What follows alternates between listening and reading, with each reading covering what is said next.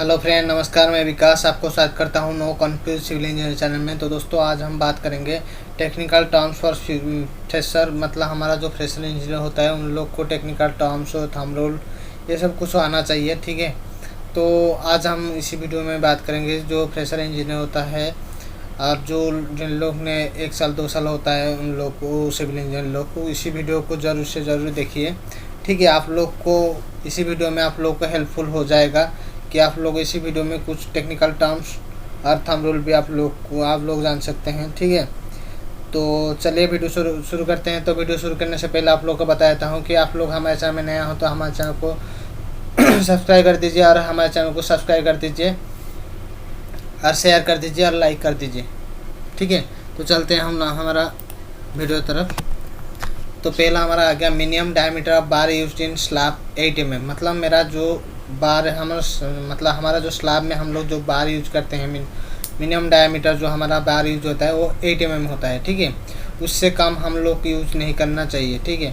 तो हमारा स्लैब में हमारा 8 mm का बार हम लोग यूज करना चाहिए।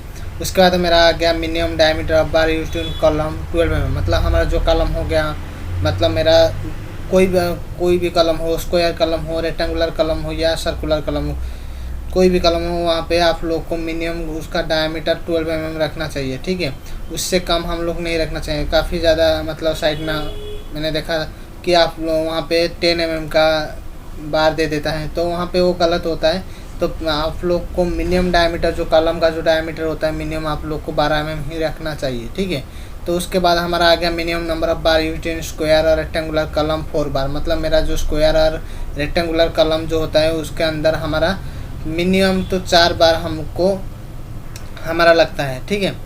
तो in cantilever beam tension zone is up and compression zone is below, whereas in a simple supported beam compression zone is above and tension is below. मतलब वहाँ पे क्या बोल रहे हैं कि हमारा जो कैंटिलीवर बीम जो होता है उसका जो टेंशन जोन रहता है वो ऊपर की तरह होता है, ठीक है। और जो कंप्रेशन जोन रहता है वो नीचे की तरह होता है, बट वो सिंपल सपोर्टेड बीम में ऑपोजिट हो जाता है, ठीक है। तो कैसा होता है कि सिंपली सपोर्टेड बीम में हमारा जो कंप्रेशन जोन रहता है वो नीचे की तरह रहता है और कंप्रेशन जोन जो रहता है वो ऊपर की तरह रहता है और टेंशन जोन रहता है वो नीचे की तरह रहता है, ठीक है। तो उसके बाद हमारा आ गया lapping is not allowed for the bars having diameter more than 36 mm। मतलब हम लोग जब भी मतलब कलम या बीम या स्लैब जो भी हो गया हमारा, हम लोग लैफिंग देते हैं तो लैफिंग हम लोग को कितना mm तक देना चाहिए ना, 25 mm 32 mm तक हम लोग को जो बार होता है वहाँ पे दे, मतलब हम लोग उसको लैफिंग कर सकते हैं। बट 36 mm से ज़्यादा बार हमारा यूज होता है तो आप लोग क्या करेंगे, तो वहाँ पे आप लोग को क्या मतलब वहाँ पे लैफिंग आप लोग नहीं प्रोवाइड कर सकते हैं, ठीक है। तो वहाँ पे क्या होता है ना, कपलर जो होता है वहाँ पे कपलर दे के कपलर प्रोवाइड किया जाता है, नहीं तो आप लोग को वहाँ पे वेल्डिंग होता है वहाँ पे, ठीक है। तो 36 mm से ज़्यादा का बार और यूज होगा तो वहाँ पे आप लोग लैफिंग नहीं दे सकते हैं, ठीक है, वो अलाउ नहीं होता है। Chair bar spacing maximum spacing is 1 metre और 1 नंबर पर 1 मीटर स्क्वायर। मतलब वहाँ पे क्या बोल रहा है कि जो चेयर बार हम लोग प्रोवाइड करते हैं तो आप लोग दे सकते हैं जो 2A स्लैब हो गया या डबल मैश फुटिंग हो गया। तो वहाँ पे क्या होता है ना, जो गैप मतलब हमारा जो डिस्टेंस मेंटेन करने के लिए जो टॉप रोड हो गया और बॉटम रोड को, वो दोनों को क्या होता है कि जो डिस्टेंस मेंटेन करने के लिए हम लोग क्या करते हैं ना, चेयर बार को हम लोग प्रोवाइड करते हैं, ठीक है। तो चेयर बार हम लोग को जो भी प्रोवाइड करेंगे तो वहाँ पे क्या होगा ना, जो मैक्सिमम स्पेसिंग रहेगा वो 1 मीटर तक ही रहेगा, ठीक है। मतलब जो चेयर मिनिमम स्पेसिंग 1 मीटर और एक ही चेयर में मेरा रहेगा कितना ना, 1 मीटर स्क्वायर मेरा रहेगा। मतलब 1 मीटर स्क्वायर में मेरा एक ही चेयर बार यूज होगा, ठीक है। For dowels rod minimum of 12 mm diameter should be use. यहाँ पे बोल रहा है कि जो डाउल्स रॉड हम लोग यूज करते हैं वो 12 mm डायमीटर हम लोग यूज करते हैं। पहले हम लोग देखेंगे कि डाउल्स बार क्या होता है, ठीक है। तो डाउल्स बार क्या होता है वहाँ पे, तो डाउल्स बार हमारा होता है फ्यूचर में हम लोग जब भी कंस्ट्रक्शन करेंगे तो उसी को हम लोग क्या करते हैं कि हम लोग छोड़ देते हैं, कलम हो गया, बीम हो गया, स्लैब हो गया, हम लोग क्या करते हैं कि उसको छोड़ देते हैं, ठीक है। तो छोड़ने के बाद हम लोग क्या करेंगे, मतलब फ्यूचर में हम लोग कंक्रीट कास्टिंग करेंगे या कंस्ट्रक्शन करेंगे तो हमारा क्या होता है कि उसको हम लोग कुछ राड हम लोग छोड़ देते हैं। तो उसी को हम लोग जो टेक्निकल टर्म होता है, टेक्निकल भाषा में हम लोग क्या बोलते हैं, डाउल्स बार बोलते हैं, ठीक है। तो जो हमारा डाउल्स बार, मिनिमम डाउल्स बार हमारा रहेगा वो 12 mm का होगा, ठीक है। जो चेयर मतलब मेरा जो chair minimum of 12 mm diameter bar to be use, मतलब मेरा जो चेयर भी यूज होता है मेरा साइड में, तो मिनिमम 12 mm का ही रहना चाहिए, ठीक है। सही, chairs minimum of 12 mm diameter bars to be use, मतलब मेरा जो चेयर रहेगा वो 12 mm डायमीटर का बार ही यूज होगा, ठीक है।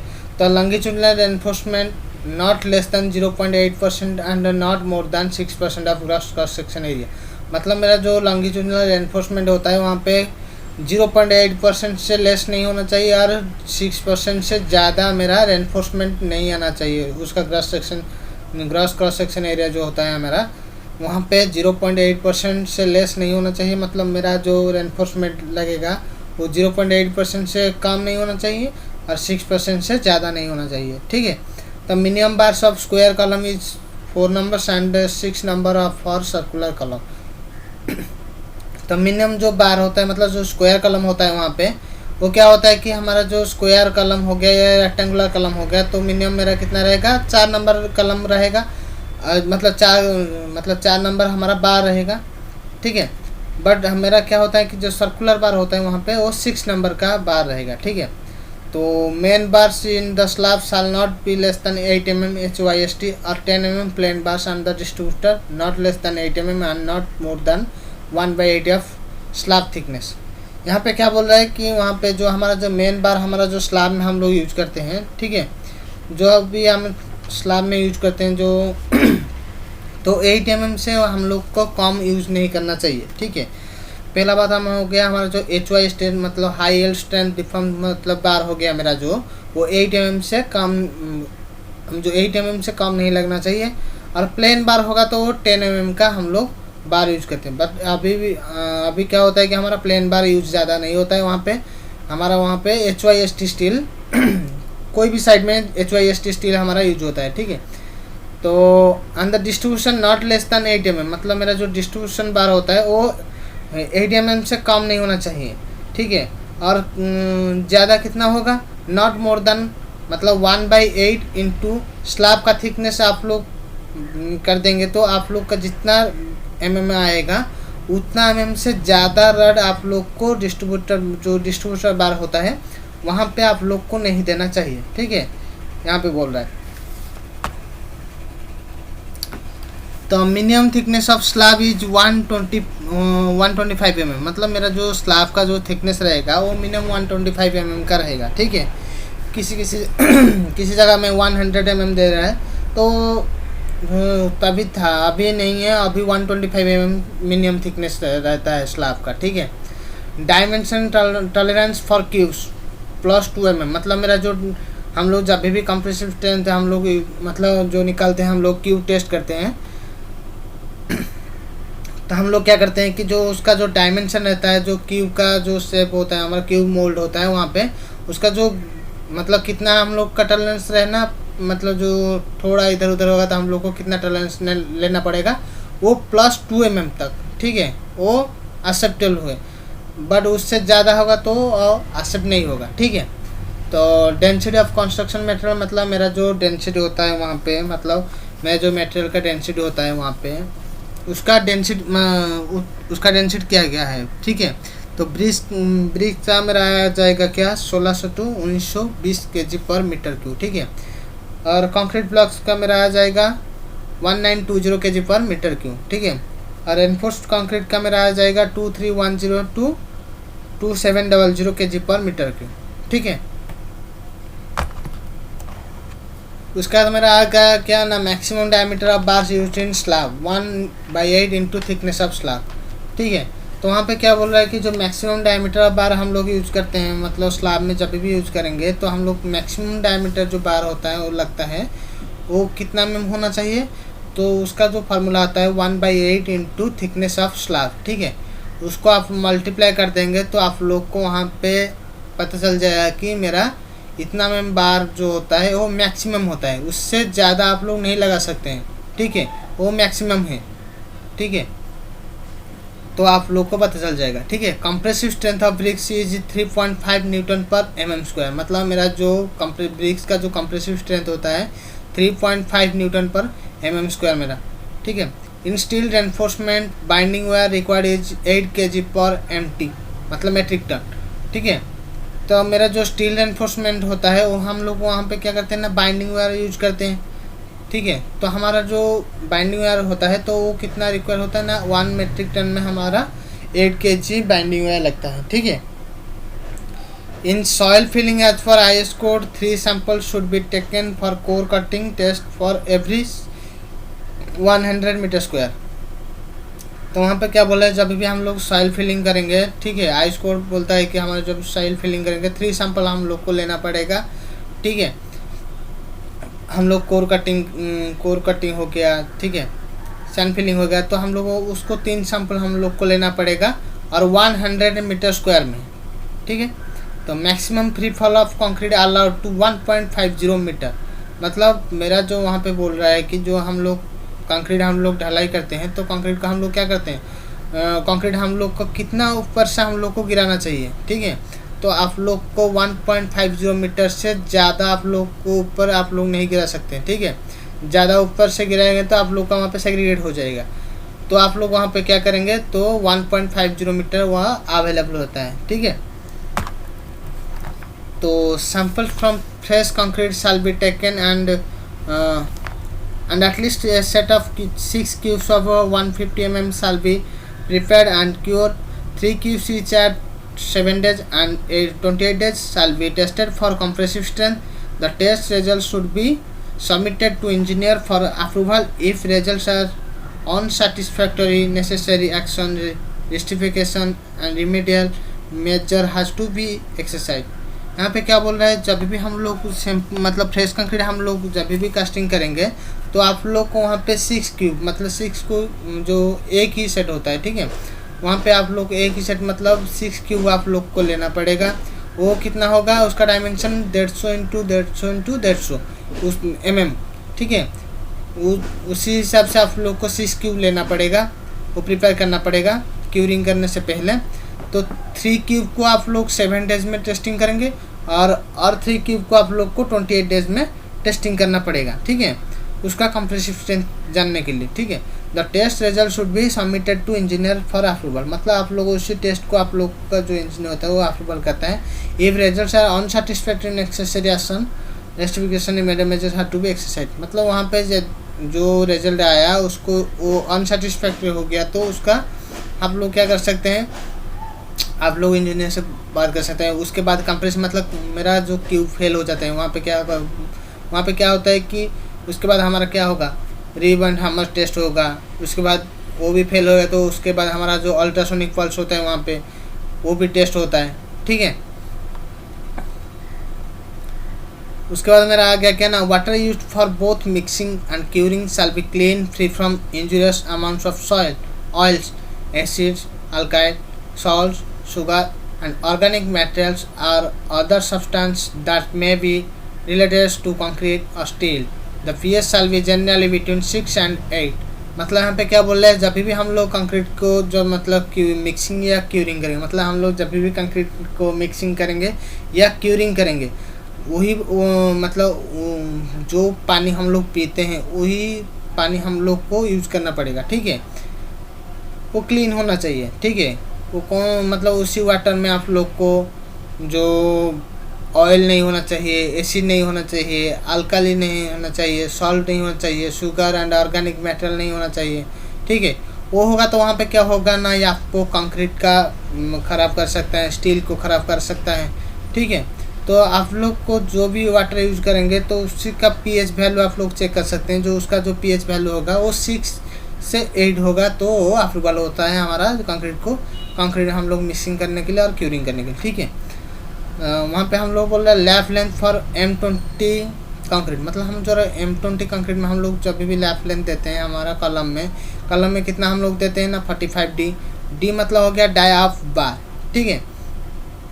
तो हमारा कलम हो गया 45D, मतलब मेरा कलम में 12 mm का बार लगता है, तो 45 × 12 जितना आया मेरा इतना ही आप लोग को लैप लेंथ तो उसी रॉड को देना पड़ेगा, मतलब ठीक है। उसके बाद बीम में 60D, स्लैब में 60D आता है, ठीक है। स्टैंडर्ड साइज ऑफ ब्रिक, मतलब मेरा जो स्टैंडर्ड साइज ब्रिक होता है वहाँ पे मेरा 190 mm into 90 mm into 90 mm, ठीक है। तो सेंटीमीटर में बोलोगे तो 19 centimetre into 9 centimetre into 9 centimetre, ठीक है। तो उसके बाद हमारा आ गया a good brick clay contents 20 to 30% of alumina, 50 to 60% of silica and the remaining constituents are lime, magnesia, sodium, potassium, manganese and iron oxide, ठीक है।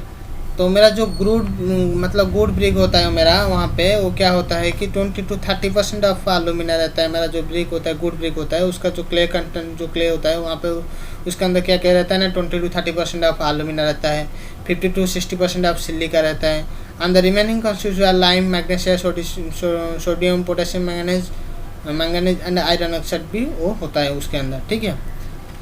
Colour of good brick is deep red, cherry और copper colour, ठीक है। जो मेरा जो good brick होता है उसका कलर क्या क्या होता है ना, डीप रेड रहता है, चेरी कलर रहता है और कॉपर कलर भी होता है। उसके बाद मेरा आ गया ordinary Portland cement consistence of 60 to 67% of lime, ठीक है। जो ऑर्डिनरी पोर्टलैंड सीमेंट होता है जो हम लोग बोलते हैं OPC, उसका जो 60 to 67% होता है वो लाइम होता है, ठीक है।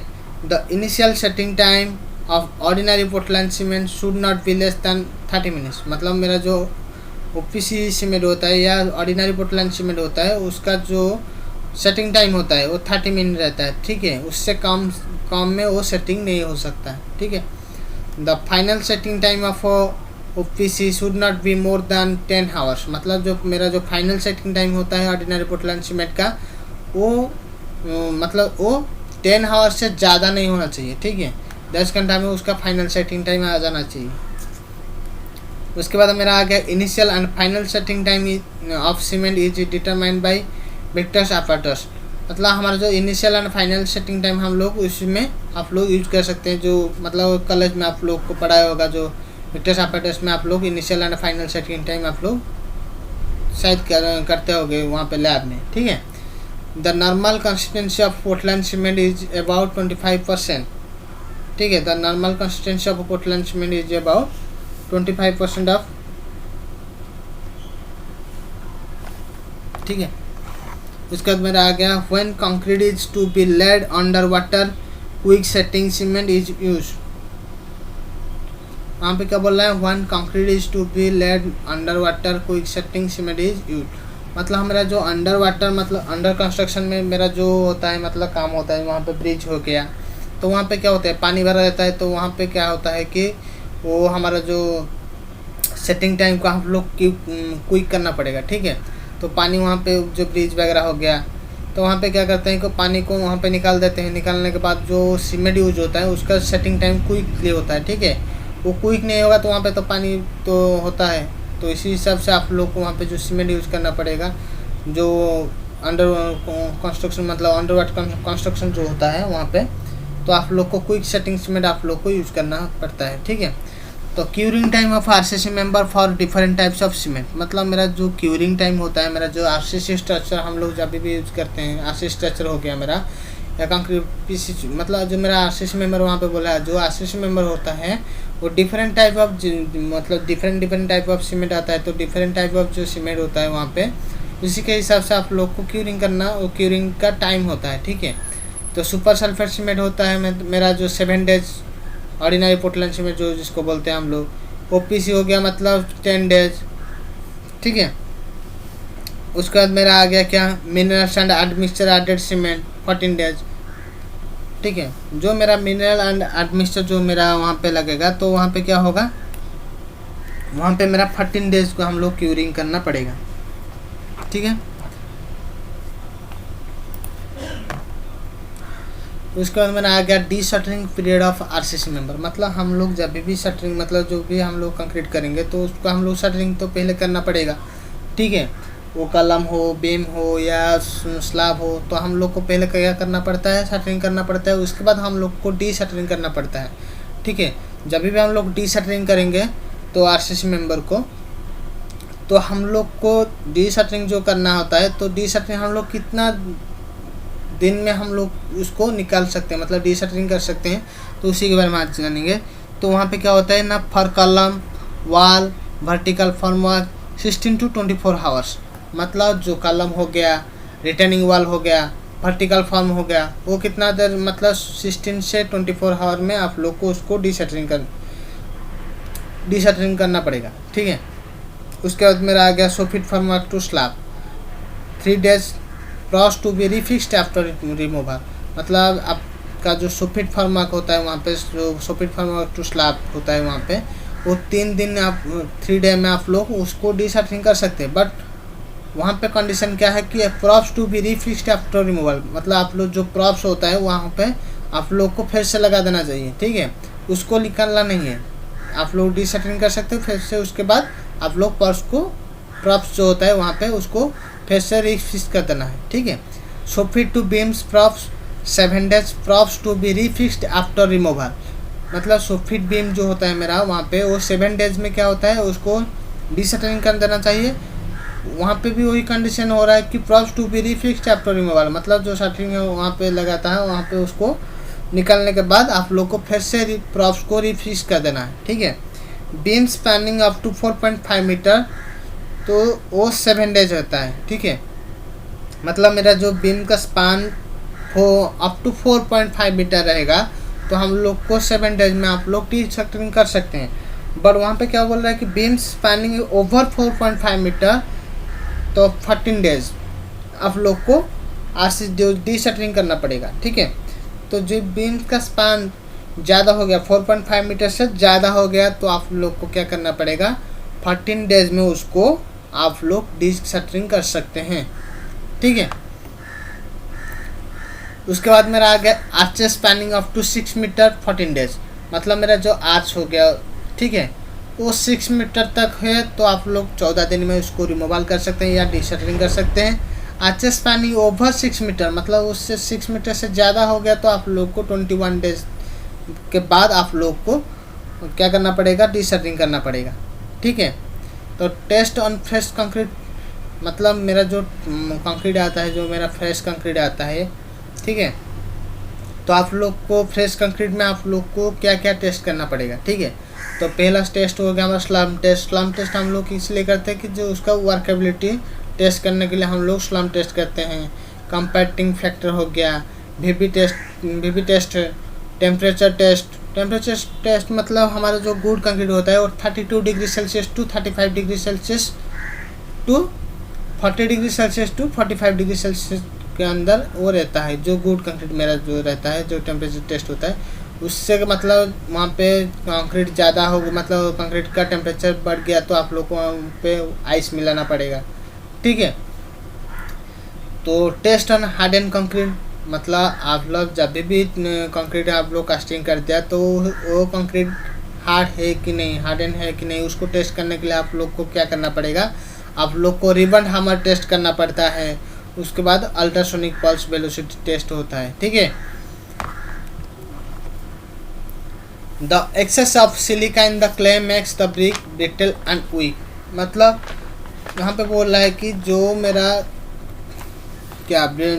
ब्रिक होता है, वहाँ पे ब्रिक में मेरा सिलिका का परसेंटेज ज़्यादा हो गया, ठीक है, जितना रहना चाहिए उससे ज़्यादा हो गया, तो एक्सेस हो गया, तो वहाँ पे क्या हो सकता है, मेरा ब्रिक टूट सकता है, अनवीक हो सकता है, ठीक है।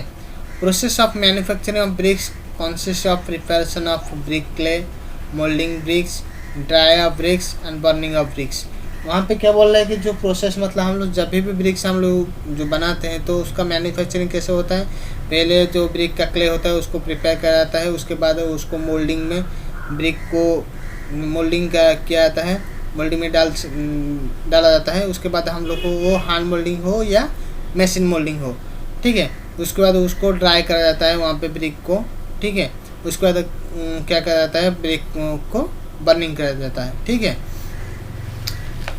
बट फ्लाई ऐश ब्रिक को वहाँ पे हम लोग बर्निंग नहीं कर सकते हैं, ठीक है। मोल्डिंग ऑफ ब्रिक्स में बी हैंड मोल्डिंग और मशीन मोल्डिंग, ठीक है। मोल्डिंग जो होता है मतलब जो हम लोग ब्रिक्स को जो शेप देना देते हैं हम लोग, जो मोल्ड होता है वो हैंड मोल्डिंग हो सकता है या मशीन मोल्ड भी हो सकता है। ठीक है। The burning of dry bricks is done either in clamp or a kiln, मतलब आप लोग वहाँ पे ईटा भट्टी जो क्या बोलते हैं हम लोग, ईटा भट्टी में आप लोग उसको जला सकते हैं। ठीक है। उसके बाद मेरा आ गया the ingredients of ordinary cement are lime, silica, alumina, calcium sulphate, iron oxide, magnesium, sulphur and alkali. ठीक है। जो ऑर्डिनरी सीमेंट जो मेरा जो सीमेंट होता है उसका इंग्रेडिएंट जो होता है वहाँ पे उसके अंदर क्या क्या रहता है, लाइम रहता है, सिलिका रहता है, एल्यूमिना रहता है, कैल्शियम सल्फेट रहता है, आयरन ऑक्साइड रहता है, मैग्नीशियम रहता है, सल्फर एंड अल्कली रहता है। ठीक है। OPC consist of to 60 to 67% of lime, मतलब ऑर्डिनरी पोर्टलैंड सीमेंट जो होता है मेरा वो कितना, मतलब उसके अंदर जो लाइम रहता है, लाइम का परसेंटेज कितना होता है ना, 60 to 67% हमारा लाइम रहता है। ठीक है। Electrical conductor shall not run in column, मतलब मेरा जो इलेक्ट्रिक का सामान जो रहता है वो क्या होना चाहिए कि हमारा जो कलम होता है वहाँ पे कलम में आप लोग इलेक्ट्रिकल जो वायर होता है आप लोग को उसको अंदर नहीं लेके जाना चाहिए, मतलब वो सेफ नहीं है। ठीक है। तो आप लोग को क्या करना पड़ेगा, ध्यान रखना पड़ेगा कि आप लोग का जो कलम होता है वो आप किसी भी हालत में आप लोग इलेक्ट्रिकल वायर वगैरह जो भी हो गया, इलेक्ट्रिकल कंडक्टर जो भी हो गया आप लोग को कलम में नहीं देना चाहिए। ठीक है। earthwork excavation for basement above 3 metre should be step from. ठीक है। वहाँ पे क्या बोल रहा है कि जो earthwork excavation होता है, जो बेसमेंट होता है अबव 3 मीटर, मतलब 3 मीटर से ज़्यादा हो गया तो आप लोग को उसको स्टेप बाय स्टेप उसको आप लोग को या मतलब एक्सकैवेशन करना पड़ेगा। ठीक है। तो उसके बाद मेरा आ गया क्या,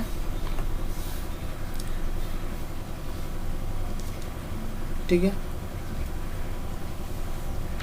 तो वहाँ पे क्या हो रहा है कि मेरा जो हाइट ऑफ विंडो, ठीक है, वहाँ पे देख रहे हैं शायद आप लोग को, वहाँ पे हाइट ऑफ विंडो वहाँ पे लिखा है height of window equal to 2.1 metre, मतलब मेरा जो विंडो होता है वहाँ पे उसका हाइट कितना रहना चाहिए, 2.1 मीटर। ठीक है।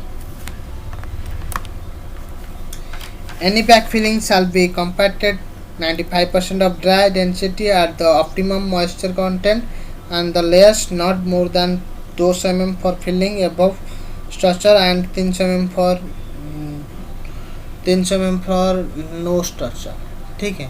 यहाँ पे क्या बोल रहा है कि जब भी हम लोग बैक फिलिंग करते हैं तो हम लोग क्या करते हैं, जो कंपैक्ट करते हैं वो 95% of dry density optimum moisture content and in layers, मतलब हम लोग जब भी बैक फिलिंग करेंगे, ठीक है, तो आप लोग क्या करना पड़ेगा, तो उसको आप लोग को लेयर बाय लेयर आप लोग को फिलिंग करना चाहिए। ठीक है। मतलब स्ट्रक्चर के अंदर होगा तो आप लोग क्या करेंगे, 2 mm देकर उसको कंपैक्ट कर सकते हैं, और स्ट्रक्चर में बाहर होगा तो आप लोग उसको क्या कर सकते हैं, 300 mm लेयर देकर आप लोग उसको कंपैक्ट कर सकते हैं। उसके बाद मेरा आ गया क्या ना, soling is specified, the soling stone shall be laid at 45 degree to 60 degree inclination and not vertical with interstices filled with sand. ठीक है। वहाँ पे बोला है soling is specified, soling stone shall be laid at 45 degree to 60 degree inclination. ठीक है। उसके बाद मेरा आ गया a set of cube test shall be carried out for each 30 cubic metre of concrete, each levels of casting, each batch of cement. ठीक है। A set of cube test shall be carried out for each 30 cubic metre of concrete, मतलब मेरा 30 cubic metre concrete में आप लोग एक ही set आप लोग क्यूब टेस्ट करना पड़ता है, मतलब क्यूब एक ही सेट मतलब 6 क्यूब आप लोग को लेना पड़ेगा। ठीक है। मतलब 30 cubic मीटर से ज़्यादा हो गया, मतलब ज़्यादा हमारा 100 cubic मीटर हो गया, 200 cubic मीटर मेरा कंक्रीट लगता है एक स्ट्रक्चर में, तो आप लोग को उसी हिसाब से आप लोग को जो क्यूब टेस्ट होता है आप लोग को उसी हिसाब से आप लोग बनाना चाहिए। ठीक है।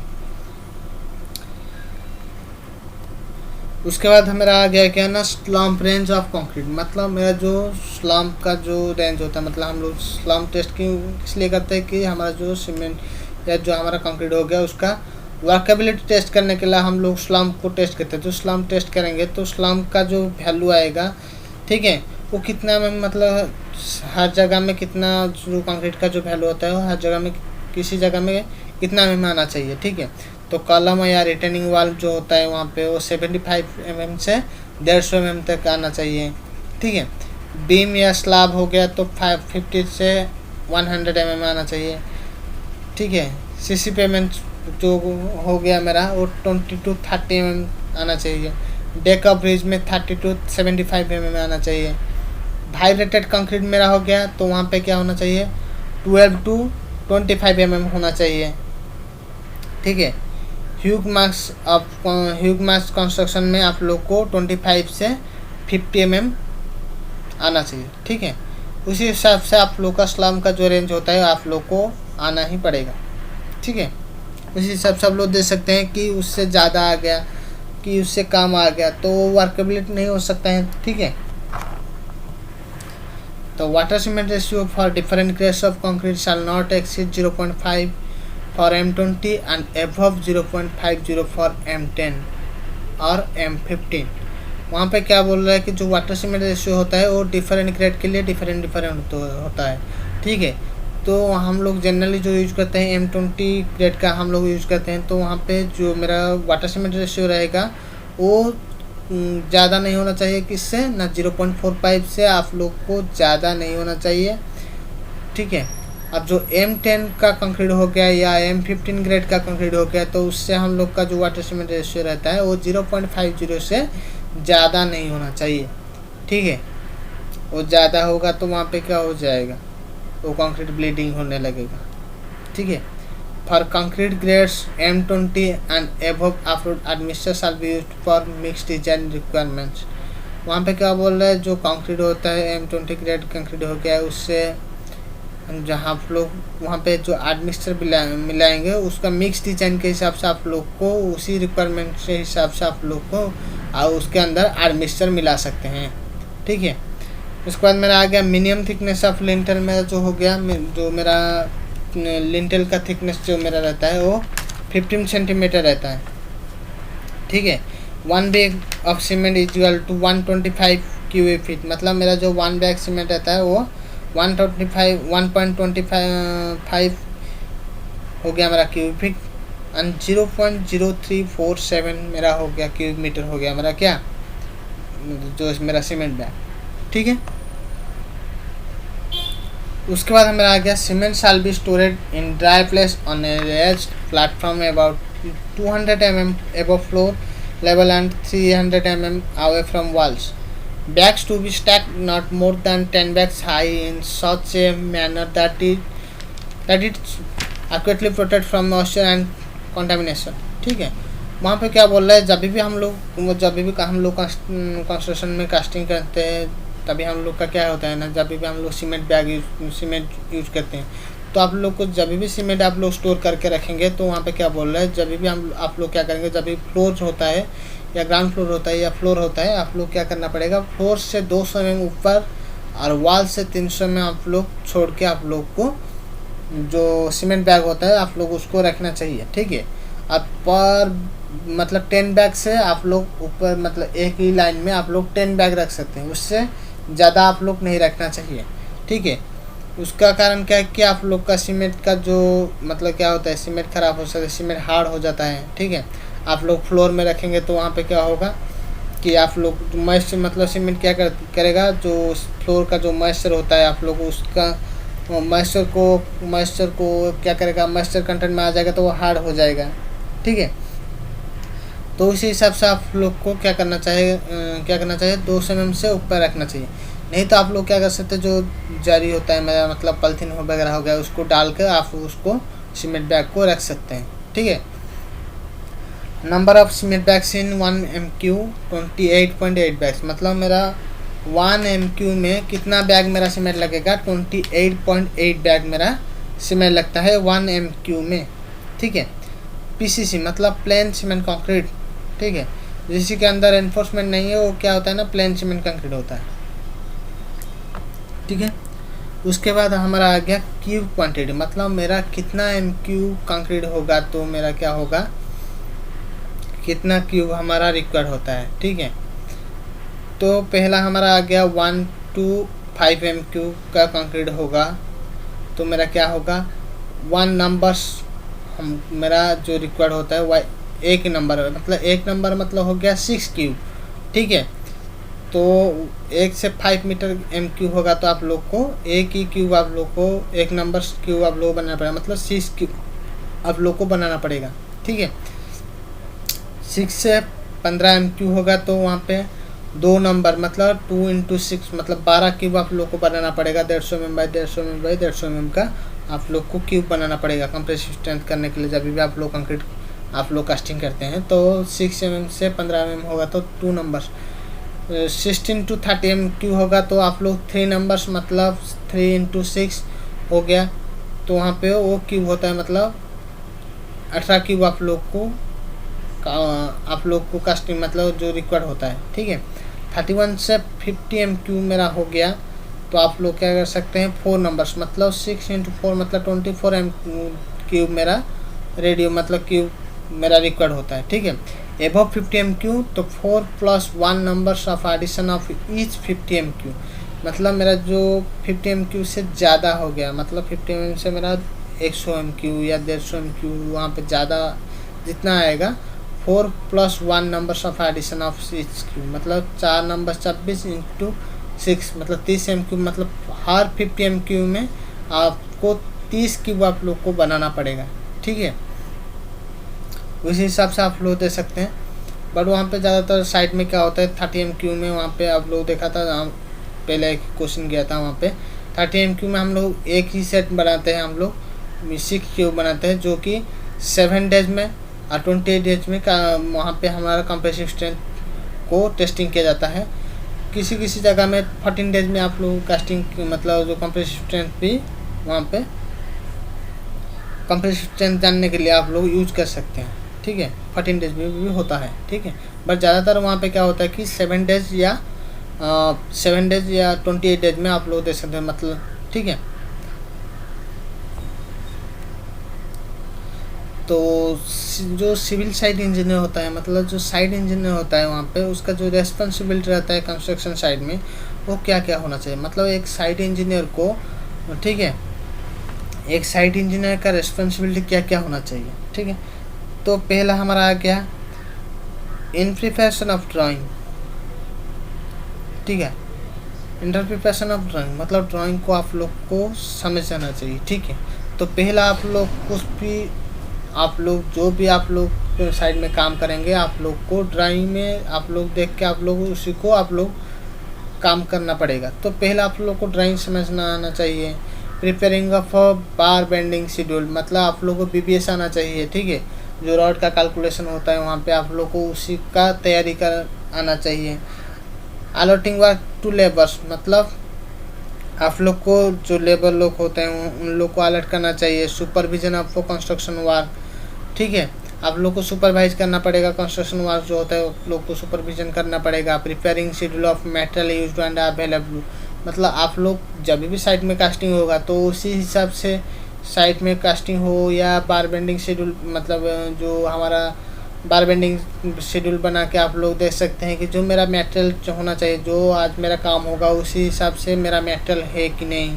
ठीक है, उसका सही मतलब जो जितना लॉस नहीं होना चाहिए कंपनी को। ठीक है, तो आप लोग उसी हिसाब से आप लोग वो जो मेरा कास्टिंग हो रहा है तो उसी हिसाब से मेरा मटेरियल है कि नहीं, वो अवेलेबल है कि नहीं। ठीक है, वो सही से यूज हो रहा है कि नहीं, उसको आप लोग को ध्यान रखना पड़ेगा। Plotting line level and construction site आप लोग जो प्लॉटिंग का जो लाइन होता है आप लोग पहले उसको लेवल करना पड़ेगा, मतलब पहले आप लोग को लेवल करना पड़ेगा जो प्लॉटिंग लाइन होता है वहाँ पे। ठीक है, preparing of work chart schedule आप लोग को जो वर्क चार्ट मतलब आप लोग जब भी काम करते हैं तो आपको वर्क चार्ट शेड्यूल आप लोग को बनाना पड़ेगा। ठीक है, उसके बाद हमारा आ गया checking steel work of slab beam and column before concreting मतलब आप लोग मतलब जब भी आप लोग कास्टिंग करेंगे, कास्टिंग होने से पहले आप लोग क्या करना पड़ेगा, आप लोग जब भी स्टील वर्क होता है वहाँ स्लैब हो या बीम हो या कॉलम हो, आप लोग वहाँ पे जाके आप लोग को चेक करना पड़ेगा। जो ड्राइंग में दिया है वो वो सही से लगा है कि नहीं, ठीक है, उस स्लैब में उसी हिसाब से यूज हो रहा है कि नहीं, बीम में यूज हो रहा है कि नहीं, कलम में यूज हो रहा है कि नहीं, उसी हिसाब से आप लोग को जब भी कंक्रीट को पहले आप लोग को चेकिंग करना पड़ेगा, ठीक है। उसके बाद क्या होना चाहिए वहाँ पे, जो अभी भी आप लोग कंक्रीट करते हैं तो पहले आप लोग को ध्यान भी रखना चाहिए कि आप लोग का जो हम लोग शटरिंग करते हैं, ठीक है, उसके बाद हम लोग जो बार बेंडिंग से बार हम लोग बिछाते हैं, स्लैब हो या बीम हो या कलम हो, वो फ्री मतलब ऑयल नहीं लगना चाहिए, ठीक है। वो जहाँ पे आप लोग का कास्टिंग होगा, जो पट्टा हो गया वहाँ पे वो ऑयल लगना चाहिए, नहीं तो आप लोग का रॉड स्टील में आप लोग को ऑयल फ्री होना चाहिए, ठीक है, वो भी ध्यान रखना पड़ेगा। Supervision of the curing process, मतलब आप लोग का जो क्यूरिंग होता है, मतलब पहले आप लोग तो कंक्रीट जितना अच्छा कंक्रीट आप कास्टिंग कर दिया, बट कास्टिंग होने के बाद जो होता है आप लोग का क्यूरिंग करना पड़ेगा, वो सबसे ज़्यादा ज़रूरी होता है, क्योंकि वहाँ पे जो कंक्रीट का जान होता है वहाँ पे वो क्यूरिंग होता है, ठीक है। आप लोग को क्यूरिंग सही से करना पड़ेगा, नहीं तो आप लोग को वहाँ पे क्या देखेगा, क्रैक दिखना आ जाएगा, ठीक है। Keeping note of each and every casting work, मतलब आप लोग को नोट बनाना पड़ेगा, एवरी कास्टिंग से पहले आप लोग को नोट आना पड़ेगा कि जो कास्टिंग हो रहा है उसको नोट बनाना पड़ेगा। मस्ट अदर वर्क, मतलब आप लोग को और भी सब कुछ आना चाहिए, ठीक है। लेबर सब मतलब जो सुपरवाइज़र होता है उन लोग के हिसाब से उनको आप लोग गाइड कर सकते हैं, ठीक है। व्हाट इज BOQ, ठीक है। BOQ होता है क्या है ना, BOQ means bill of quantity, ठीक है, is a document prepared by a cost estimator to calculate the exact costing of project work by multiplying item work by their rate. It is the most important document for tendering and contracting. Bill of quantity gives an idea about the cost of a project that is tendering firm willing to offer. मतलब आप BOQ होता है क्या है, BOQ क्यों आना चाहिए, तो BOQ इसीलिए आना चाहिए जो मेरा जो मतलब जो टेंडर होता है, ठीक है, तो उसके अंदर मेरा कितना कॉस्ट लगना चाहिए, ठीक है, मतलब मेरा कितना कॉस्ट लगेगा, जो प्रोजेक्ट हम लोग लेते हैं तो उसके अंदर हम लोग का कैसे हम लोग कितना कॉस्ट लगेगा, तो BOQ के हिसाब से आप लोग को पता चलेगा कि मेरा प्रोजेक्ट में इतना कॉस्ट आप लोग का खर्चा होगा, तो इसी हिसाब से आप लोग को आइटम वाइज हो गया तो बिल करना पड़ता है, ठीक है। तो टफ सिविल इंजीनियरिंग सॉफ्टवेयर, मतलब आप लोग जब भी सॉफ्टवेयर मतलब सिविल इंजीनियर हो गया तो आप लोग को सॉफ्टवेयर स्किल भी आना चाहिए, ठीक है। तो आप लोग को क्या क्या सॉफ्टवेयर स्किल आना चाहिए, ऑटोकाड हो गया, SAP 2000 हो गया, स्टार्ट प्रो हो गया, ETABS हो गया, प्राइमेरा हो गया, रेविट हो गया, 3ds Max, MX रोड जो होता है वो रोड डिज़ाइन, MX रोड हो गया, रोड डिज़ाइन एंड एनालिसिस, मतलब MX रोड में आप लोग रोड डिज़ाइन कर सकते हैं, उसका एनालिसिस कर सकते हैं। स्ट्रॉम कार्ड मतलब जो सीवर डिज़ाइन हो गया, ठीक है। Google SketchUp, Microsoft project, easy pro builder, estimator, water card और भी होता है मेरा जो वहाँ पे प्राइमेरा हो गया, ठीक है। वो मतलब आप लोग सिविल इंजीनियर होता है, मतलब वो नहीं कि आप लोग वहाँ पे एस्टिमेटिंग कर लिया, तो आप लोग को सब हर कुछ अभी डिजिटल हो गया, ठीक है। आप लोग को सॉफ्टवेयर स्किल आना ही पड़ेगा, जब भी अभी कंपनी जो डिमांड करते हैं तो आप लोग को सॉफ्टवेयर स्किल भी आना पड़ेगा, ठीक है। तो अब ज़्यादातर साइट में तो आप लोग को जो भी प्लान दिया जाता है वो ऑटोकाड में दिया जाता है, ठीक है। ऑटोकाड में होता है तो आप लोग को वहाँ पे PDF में मिल जाएगा। अभी भी साइट में आप लोग देखेंगे तो पहले आप लोग को देखा होगा कि जब भी ऑटोकाड नहीं आया था तो आप वहाँ पे देखे थे कि वहाँ पे बड़ा बड़ा जो क्या होता है मेरा जो ड्राइंग होता है वो लेके जाता है। अभी क्या होता है कि ऑटोकाड की वजह से आप लोग वहाँ पे दे सकते हैं, ठीक है। तो आप लोग को सिविल इंजीनियर मतलब वहाँ पे आप लोग को सॉफ्टवेयर स्किल भी आना जरूरी है, ठीक है। उसके बाद मेरा क्या हो गया ना, क्यूरिंग क्या होता है ना, protecting the freshly concreted surface from water evaporation, ठीक है। जो मेरा क्यूरिंग जो होता है वो क्या करता है कि जो मेरा फ्रेश कंक्रीट होता है, ठीक है, उसको प्रोटेक्टिंग करने के लिए सरफेस वाटर को इवेपोरेशन से बचाने के लिए वो क्या करता है वो प्रोटेक्टिंग करते हैं क्यूरिंग, ठीक है। उसके बाद मेरा आ गया स्कैफोल्डिंग। स्कैफोल्डिंग का क्या होता है ना, सपोर्टिंग सिस्टम फॉर फार्मवर्क। फार्मवर्क को सपोर्टिंग करने के लिए हम लोग का स्कैफोल्डिंग यूज़ करते हैं। पॉन्डिंग, कीपिंग वाटर ओवर ए फ्रेश फ्लोर etc। जो मेरा फ्लोर हो गया, जो मतलब मेरा जो फ्लोर हो गया कंक्रीट का, तो उसको हम लोग जब भी कास्टिंग करेंगे तो उसको पंडिंग बना के आप लोग कास्टिंग कर सकते हैं, ठीक है।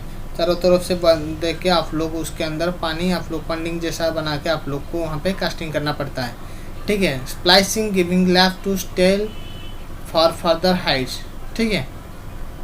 कास्टिंग, कंक्रीटिंग, ठीक है। उसके बाद मेरा आ गया क्या ना, शेड्यूल ऑफ बार बेंडिंग और वार, ठीक है। मतलब शेड्यूल आप लोगों को पढ़ना, जो बार बेंडिंग शेड्यूल हो गया उस, ठीक है। Reinforcement steel use for RCC, मतलब मेरा जो रेनफोर्समेंट यूज होता है वहाँ पे क्या, कहाँ पे यूज होता है, जो स्टील हमारा यूज करते हैं, ठीक है। मतलब आरसीसी में आप लोग का रेनफोर्समेंट लगता है, ठीक है, बट पीसीसी में आप लोग का रेनफोर्समेंट नहीं लगता है। तो उसी के हिसाब से आप लोग का reinforcement concrete cement and plane cement concrete वही डिफाइंड होता है, ठीक है। उसके अंदर रेनफोर्समेंट लगता है और उसी के अंदर आप लोग का रेनफोर्समेंट नहीं लगता है पीसीसी के अंदर। उसके बाद मेरा आ गया ना, masonry concrete constructing brick, block and stone walls, ठीक है। Admixture chemical use for accelerating और reducing water content for workability of concrete, मतलब हमारा जो एडमिक्सचर होता है, ठीक है, तो क्या होता है कि जो हमारा जो केमिकल हम लोग यूज़ करते हैं वो एक्सेलरेटिंग या reducing water content for workability of concrete, मतलब जो मेरा कंक्रीट होता है उसको वर्केबिलिटी करने के लिए आप लोग एक्सेलरेटिंग होगा या रिड्यूसिंग वाटर करने के लिए हम लोग एडमिक्सचर को ऐड करते हैं, ठीक है। तो dressing, cutting and make plain the yard surface for flashing PCC aggregate sand और मेटल, ठीक है।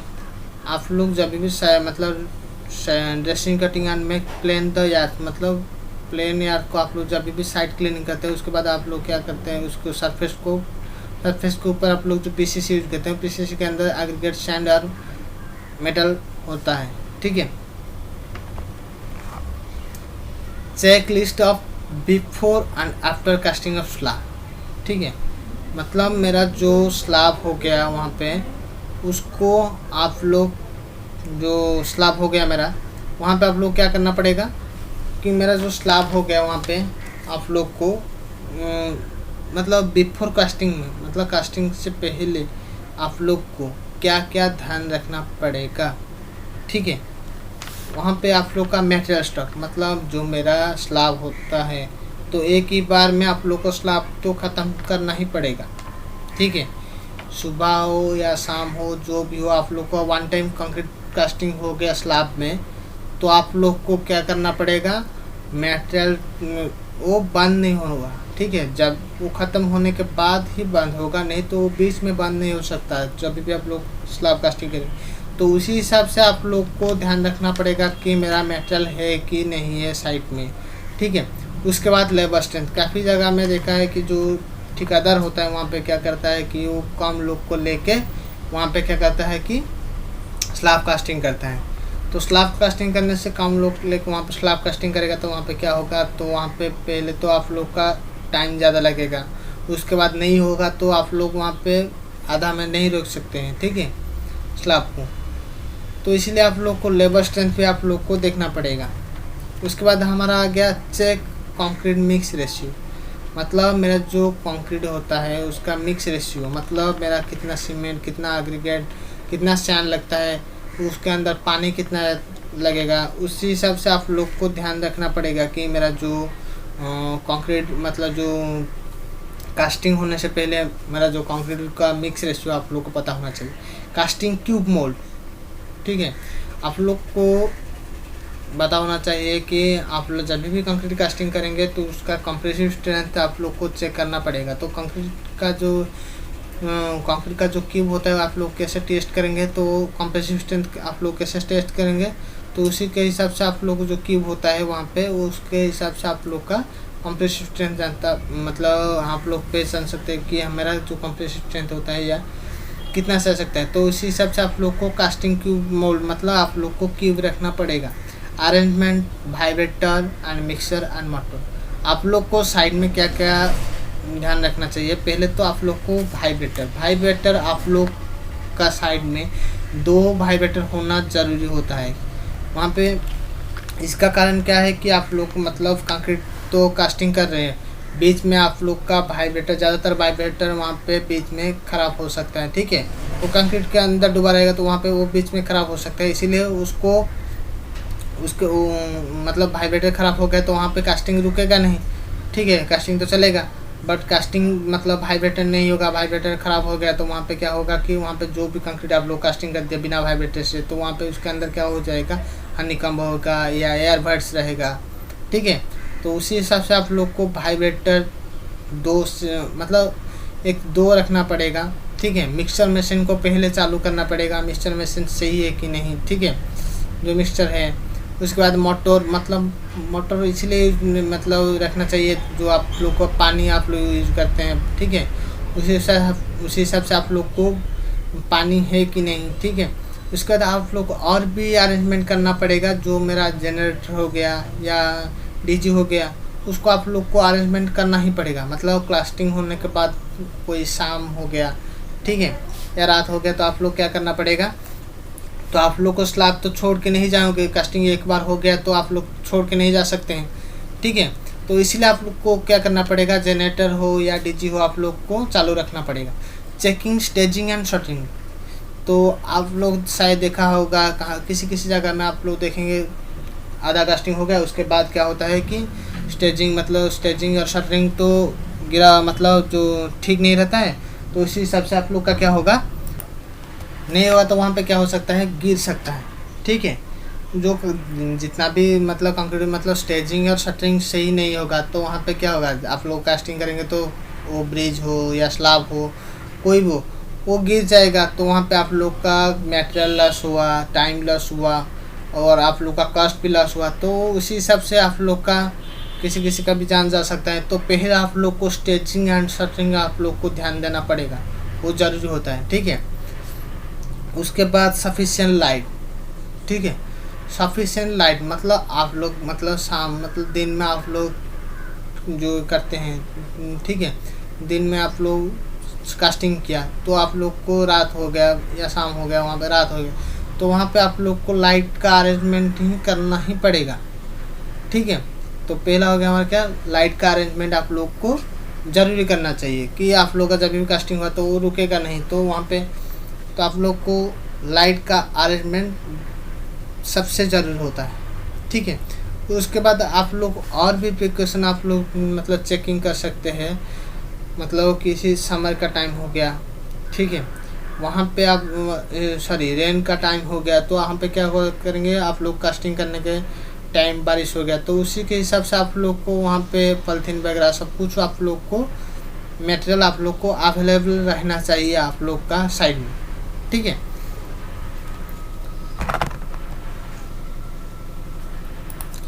तो उसके बाद मेरा आ गया minimum dia of steel bar. ठीक है, जो मेरा आप लोग यूज करते हैं, क्या मेरा जो आप लोग यूज करते हैं साइड में, जो मेरा स्टील बार हो गया, तो हमारा बीम में कितना mm का स्टील बार रहना चाहिए, कलम में कितना mm का स्टील बार रहना चाहिए, स्लैब में कितना mm का स्टील बार रहना चाहिए, लिंटल में कितना mm का स्टील बार रहना चाहिए। तो बीम में हमारा 12 mm का स्टील बार लगता है मिनिमम, कॉलम में 12 mm, स्लैब में 8 mm, लिंटल में हमारा 10 mm का हमारा बार लगता है, आरसीसी वॉल में 10 mm का बार लगता है।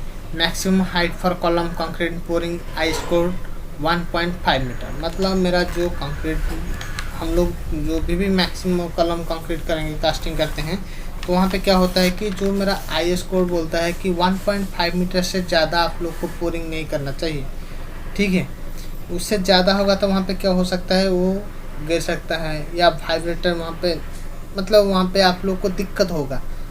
ठीक है, तो आई कोड हिसाब से आप लोग को 1.5 मीटर से ज़्यादा हाइट आप लोग को नहीं कंक्रीट कास्टिंग नहीं करना चाहिए, नहीं तो आप लोग का कोलैप्स हो सकता है।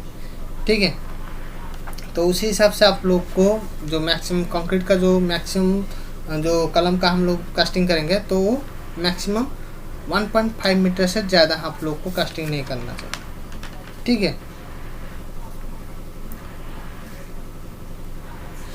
तो उसके बाद मेरा आ गया minimum hook length of bar 75 mm या 10B। तो मिनिमम जो हुक लेंथ हम लोग देते हैं, ठीक है, जो मिनिमम हुक लेंथ हम लोग देते हैं उसका जो बार होता है वो 75 mm से मिनिमम होता है। ठीक है, उससे आप लोग कम हुक लेंथ नहीं दे सकते। ठीक है, या 10D मतलब 10 × D मतलब डाई अप बार। ठीक है, 8 mm का मैं बार यूज करता हूँ तो 10 × 8 मतलब 80 mm, मतलब 80 mm मेरा देना ही पड़ेगा hook length.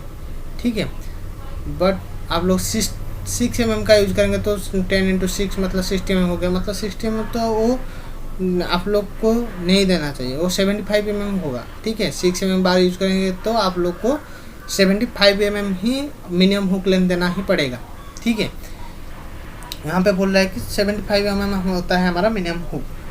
Maximum free fall of concrete allow IS code 1.5 metre, मतलब जो मैक्सिमम फ्री फॉल मतलब आप लोग जब भी कंक्रीट कास्टिंग करेंगे, जो लेबर आप लोग का कास्टिंग करते हैं तो कंक्रीट को आके गिराता है। जो भी होता है कंक्रीट कास्टिंग करने के टाइम में आप लोग जब भी कंक्रीट को कास्टिंग करेंगे तो 1.5 मीटर से आप लोग हाइट में आप लोग उसी कंक्रीट को गिरा सकते हैं। उससे ज़्यादा आप लोग गिराओगे तो वो क्या हो जाएगा, मतलब एग्रीगेट अलग हो जाएगा। ठीक है, स्लरी अलग हो जाएगा उसी हिसाब से।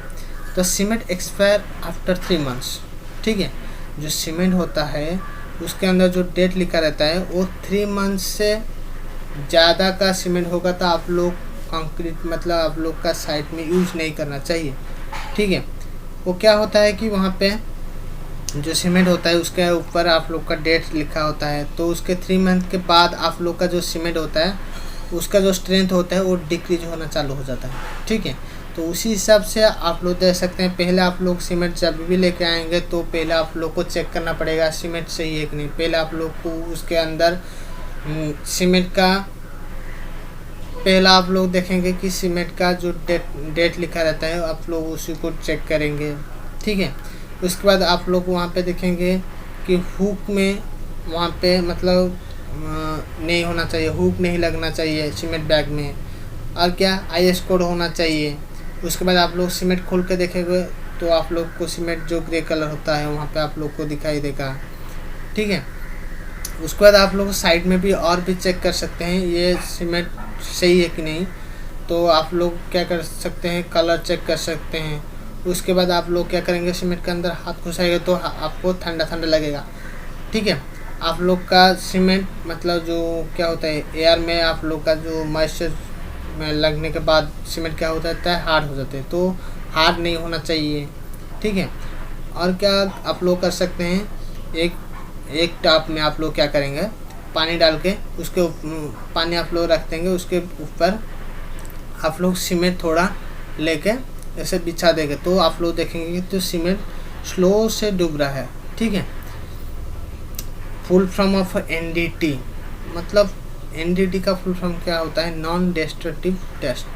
ठीक है, तो minimum size of column 9 inch 29 inch, मतलब जो भी हम लोग का जो कलम हम लोग कास्टिंग मतलब हम लोग जब भी जो कलम हम लोग कास्टिंग करेंगे या कलम का जो भी हम लोग साइज देंगे या प्लानिंग करेंगे तो मिनिमम हमारा जो साइज रहेगा कलम का 9 इंच × 9 इंच रहता है। ठीक है, तो ये आप लोग को ध्यान देना पड़ेगा। ठीक है, तो और क्या है हमारा जो 1 decimal equal to 435.6 square foot. ठीक है, मतलब एक ही डेसिमल 1 डेसिमल होता है 435.6 स्क्वायर फीट। ठीक है, तो उसका बाद मेरा आ गया minimum grade of concrete used for RCC, मतलब मेरा जो कंक्रीट हम लोग RCC में यूज करते हैं वो M20 ग्रेड का कंक्रीट हम लोग मिनिमम हम लोग यूज करना चाहिए। ठीक है, उसके बाद मेरा आ गया volume of 1 bag of cement. मेरा जो 1 बैग सीमेंट होता है उसका वॉल्यूम मेरा कितना होना चाहिए, 0.035 m3। First class brick should observe water more than 20%। मतलब मेरा जो फर्स्ट क्लास ब्रिक होता है, गुड ब्रिक होता है, वो क्या करता है, वो वाटर कितना ऑब्जर्व करता है, 20% जो पानी होता है वो ऑब्जर्व करता है। ठीक है।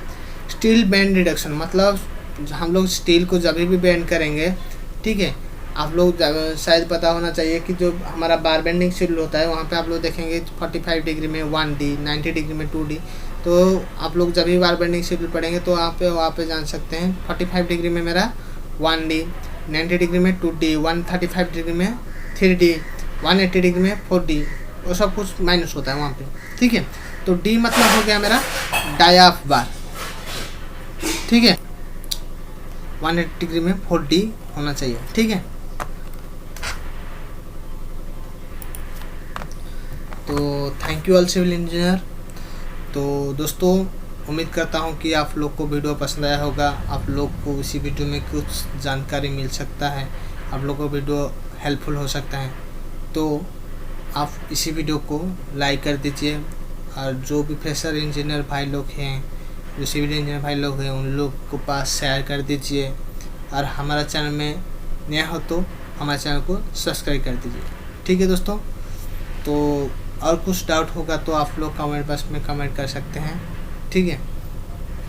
तो thank you all civil engineer. जय हिंद दोस्तों।